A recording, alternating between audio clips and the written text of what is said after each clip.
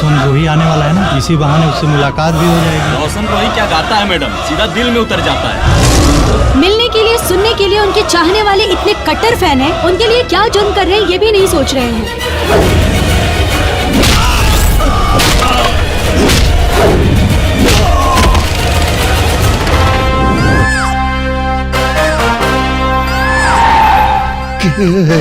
हमर खून निकालस।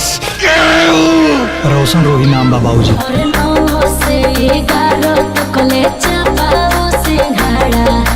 जब बाजा बारा तब तो ये पर पाने झारा। आज तोरे के मुंह आवतानी हो रे हाँ बेटा, एक दिन स्टार जरूर बनिया और खूब पैसा भी कमाई। सारा ऑर्केस्ट्रा वाला भूखे मरता है, कलाकार लो रिक्शा चलावता। ऑर्केस्ट्रा वाला है हम, स्टार है स्टार, एक दिन दुनिया पर राज करो। नया नया लिरिक्स, नया नया मैटर और नया टैलेंट खोज के लिए आवश्यक। तरा बाद अपन ठप्पा लगा के हमनी के बाजार में कैश कर ले। होगा स्टार बाहर का, ऐसा स्टारडम दिखाऊंगी ना कि जेल से निकल नहीं पाएगा। ये ब्यास स्टेज से गा के पब्लिक के पागल कर दिलस, उ समझ ले के स्टार बन गई।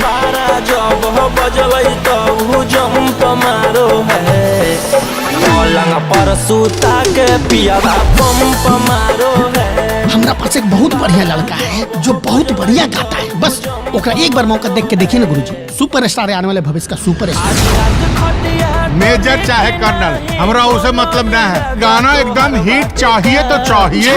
झूमर में फूट जाए चूड़ी, स्ट्राइक मरवाओ, रिपोर्ट मरवाओ, चाहे जितना पैसा लागे, पैसा पानी की तरह बहाओ। रोशन रोही के गाना दिवाकर कुमार के चैनल से उतरे के चाहिए।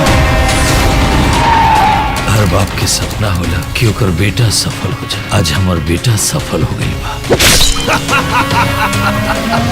वो रोशन रोही के ये इंडस्ट्री से रवा उठा के बाहर फेंकी। वो कीड़ा के इंडस्ट्री में रहे के हक नहीं किए। रश्मि जैसन तो लड़की तरह जीवन में ढेर आई जी। जब मिली है तब मिली है, अभी तो उनकरा के संभाल के रखल चाहता नहीं। हम रश्मि के बारे में एक बार ना 1000 बार बोले, आज तो पैसा से खेल, कल तो जिंदगी से खेली। बाबूजी दूर हट, दूर हट, खबरदार अगर हमारे पति के हाथ लगे तो।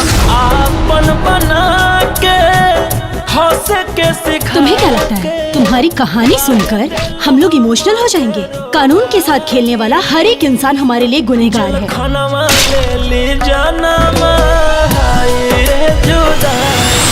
मोहनलाल, अब तू मोहनलाल स्टार रहबे। तू इतना गिरल हो कबू, हम कबू सपना में ना सोच ले रही। हर जान ले ले हम। एक हाथ में हथियार, एक हाथ में चाकू हो।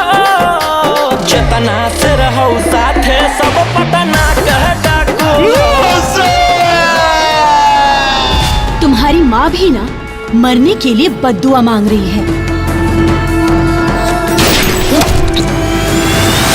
सफलता मिलल ही बहुत बड़ा बात ना होला, सफलता के पचा गई बहुत बड़ा बात होला। तुमने एक मासूम कलाकार को क्या से क्या बना दिया। अब मैं कलाकार नहीं, जेल स्टार हो चुका हूँ। क्या करे सर, स्टारडम मेरे खून में ही भरा है, किसी को आता नहीं और मेरे भीतर से जाता नहीं।